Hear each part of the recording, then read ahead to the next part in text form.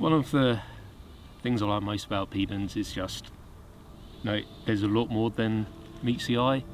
It's not a habitat that's dominated by big, cuddly, charismatic animals, but once you actually look closely, there's a lot of really interesting stuff. It's a really important habitat that we actually have a lot of in this country. You don't have to go to the other side of the world to appreciate it or to help it. You can do it on your doorstep.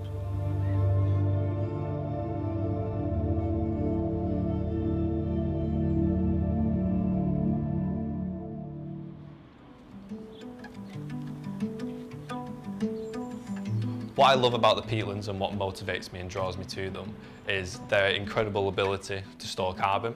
They're not just a habitat for wildlife, they can actually benefit us and they benefit the climate. Alex is a peatlands communications officer at the Wildlife Trust. His main role is helping to communicate with the public about the importance of peatlands. But then it's also the extreme opposite of that as well, and how these sites are being destroyed, extracted, exploited. And because they're so good at storing carbon, when they are damaged, that carbon is then released, and it's a huge amount of carbon, it's a huge amount of greenhouse gases. Peatlands are the most carbon-rich ecosystems on the planet, collectively storing twice the carbon as every forest on Earth combined. Every year, climate change is getting more and more prevalent. We can see it, we can feel it. More flooding, hotter years, droughts. And we have something that can help combat that.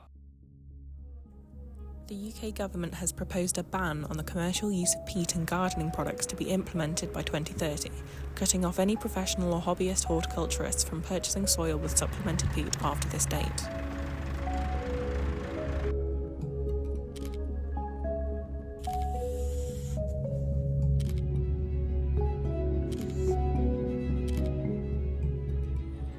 Not everyone feels the same about the ban, and many Brits cannot agree on the use of peat in gardening.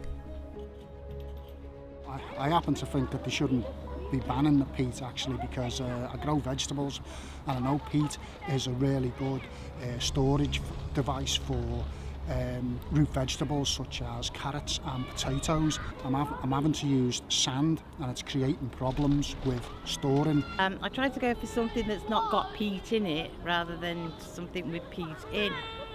There's a balance there to be struck. I guess I probably lie somewhere in the middle in terms of there needs to be some development, but on the other hand, yes, well aware that we're losing our green spaces, and certainly we know that from around here.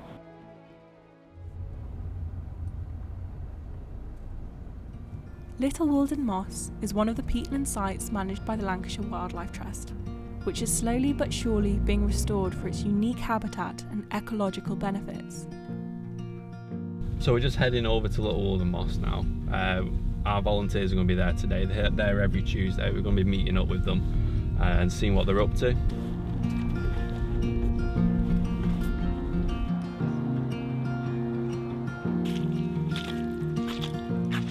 I'm here every week on a Tuesday with volunteers doing various things that will help to restore the bog and bring it back to condition. We're planting cotton grass today, and that's one of the bog specialist plants that you would get on a raised bog. And one of the things that it does do is it provides a microclimate for things like sphagnum moss, which is obviously the backbone of any bog, to grow, because it stops desiccation from the wind. The cotton grass that you grow, eventually they'll all join up and form a nice mat, and the sphagnum will grow underneath that. It'll be sheltered from the wind and from direct sun. Volunteers are an essential part of helping restore, just because of the sheer amount of work we've got to do. We've got 2,000 plants today. Especially in the winter months, it's just been so beneficial for mental health, physical health. Meeting people as well, talk to like-minded people, I think is really brilliant. The other thing I get out of it most of all is feeling like I'm making a bit of a difference, so it certainly helps for sort of anxiety about the state of the world, state of the UK, nature that we all know sort of in decline. I feel like you're making just a little bit of difference, which I think really helps.